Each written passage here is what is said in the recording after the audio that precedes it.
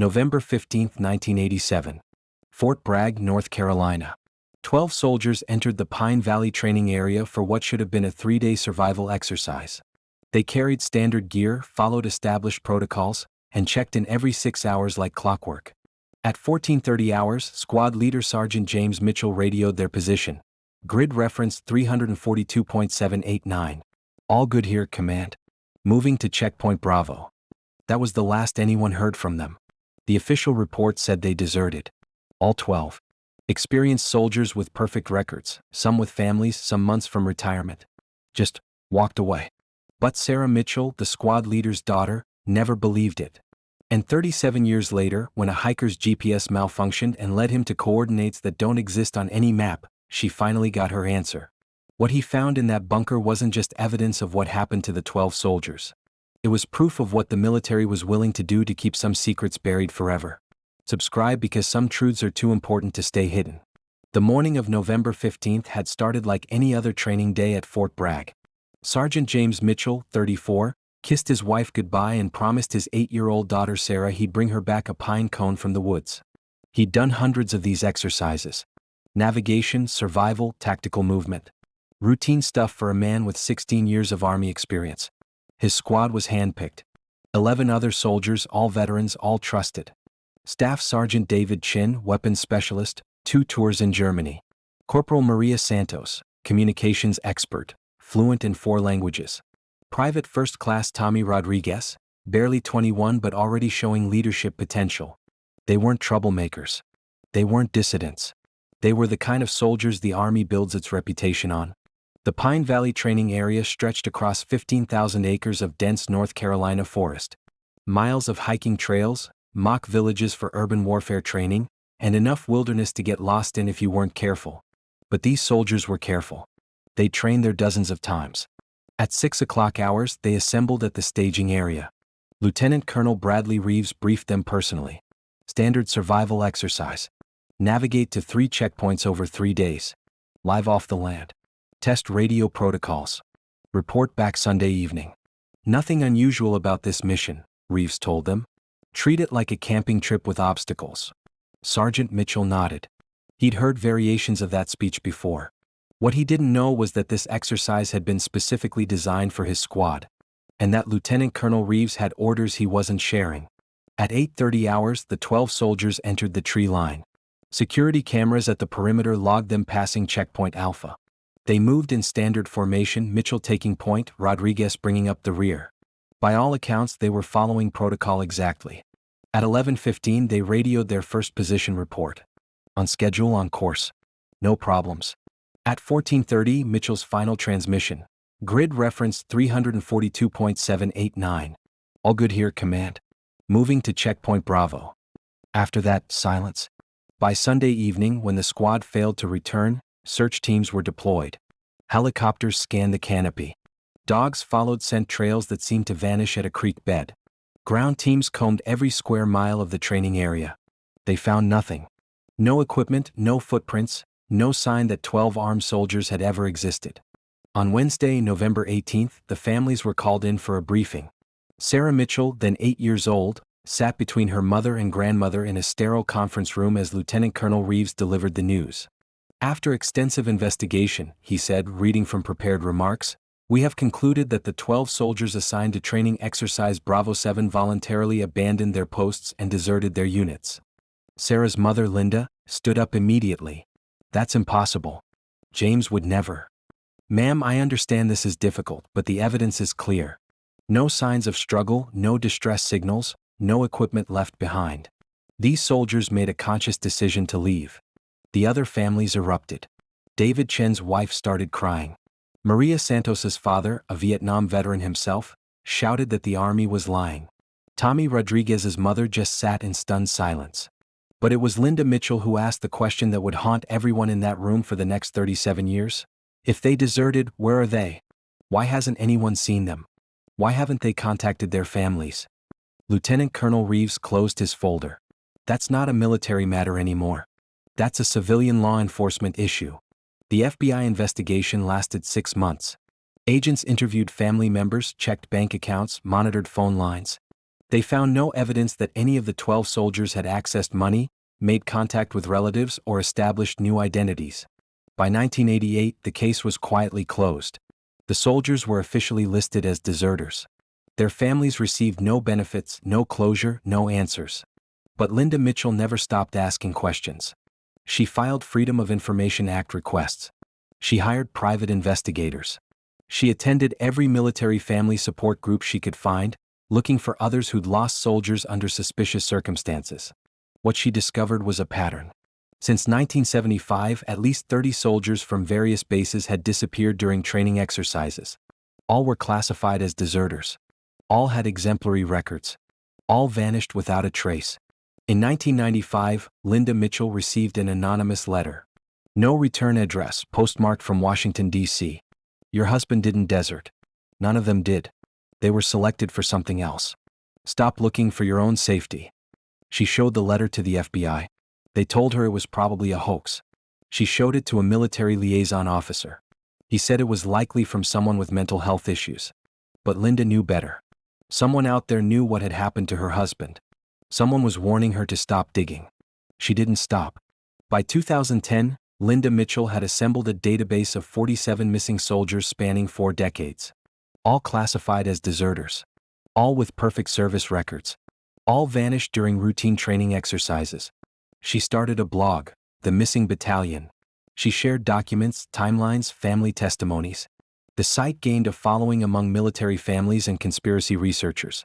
In 2015, she received a visit from 2 men in civilian clothes who claimed to represent the Department of Defense. They asked her to cease publication of classified information. When she pointed out that everything on her site came from public records, they suggested she was misinterpreting the data. Mrs. Mitchell, one of them said, your husband was a good soldier. Honor his memory by letting him rest in peace. That night, someone broke into her house. Nothing was stolen, but her computer was wiped clean and her filing cabinets were searched. Linda Mitchell was 67 years old and tired. But she wasn't broken.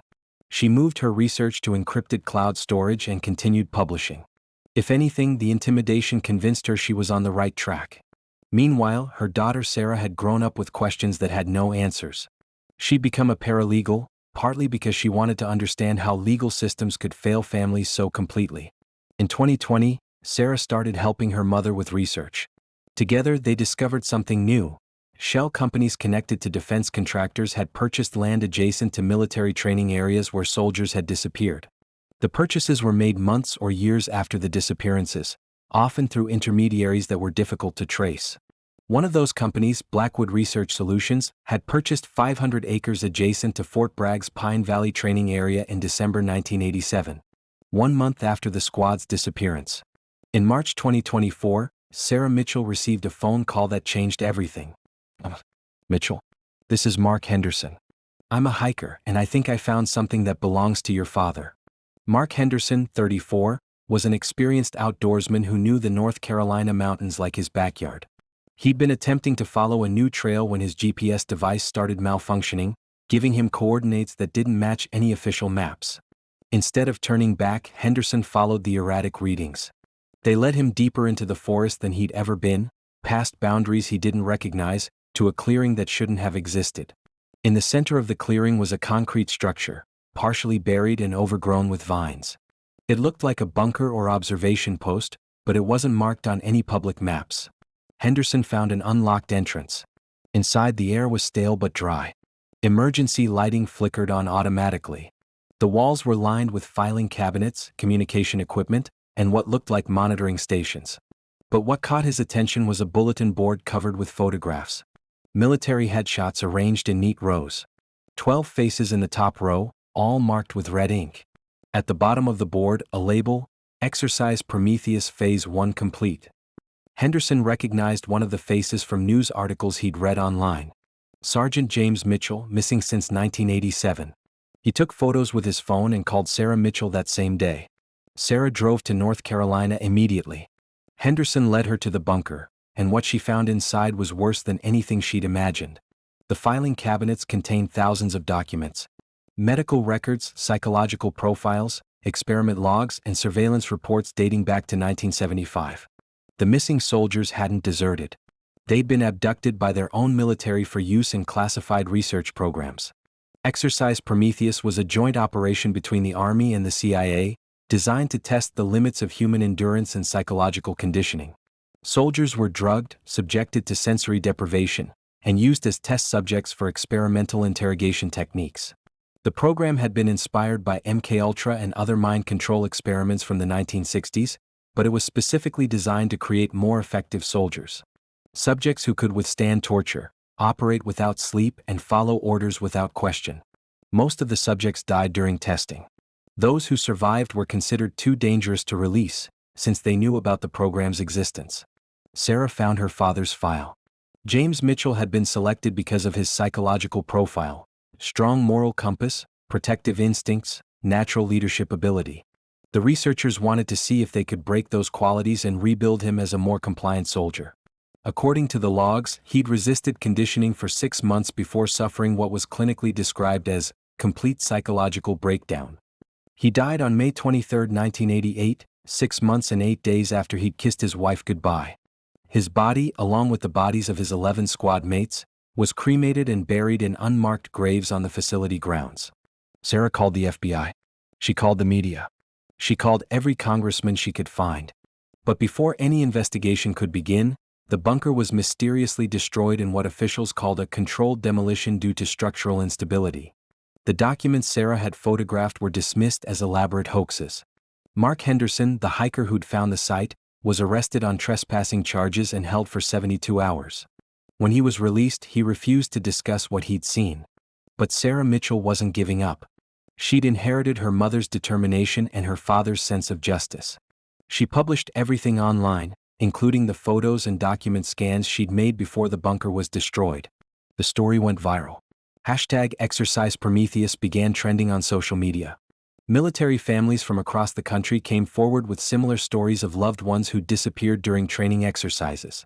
Within weeks, a congressional subcommittee announced an investigation into alleged irregularities in military training protocols. The Pentagon promised full cooperation. But that same week, 3 other families who'd spoken publicly about their missing soldiers received visits from men claiming to represent the Department of Defense. Each family was offered a substantial financial settlement in exchange for signing non-disclosure agreements.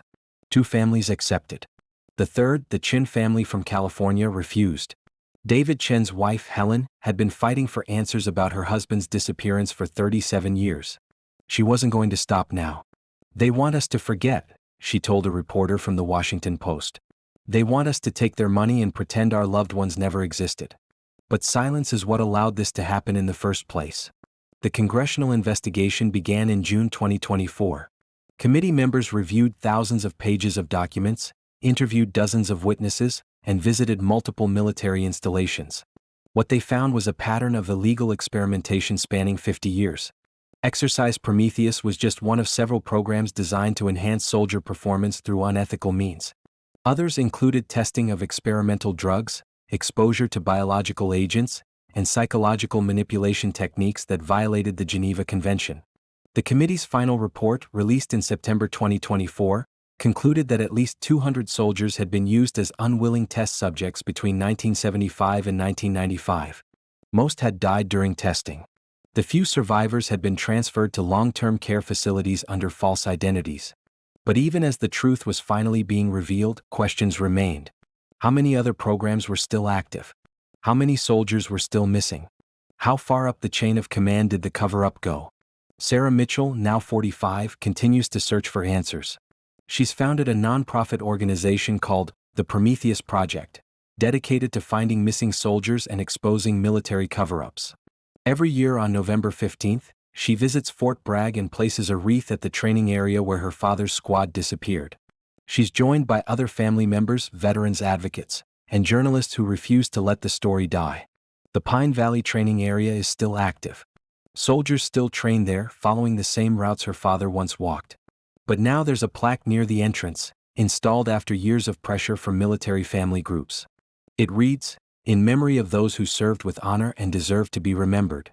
It doesn't mention Exercise Prometheus. It doesn't mention the bunker or the experiments or the cover-up. But for Sarah Mitchell, it's a start. Every soldier who puts on the uniform deserves to come home, she said at the dedication ceremony. And every family deserves to know the truth about what happened to their loved ones. The Pentagon has officially apologized for the regrettable incidents connected to unauthorized research programs. They've promised to implement new oversight procedures to prevent similar abuses. But Sarah Mitchell knows that promises aren't enough. Accountability requires vigilance. Truth requires persistence. And some secrets are too important to stay buried.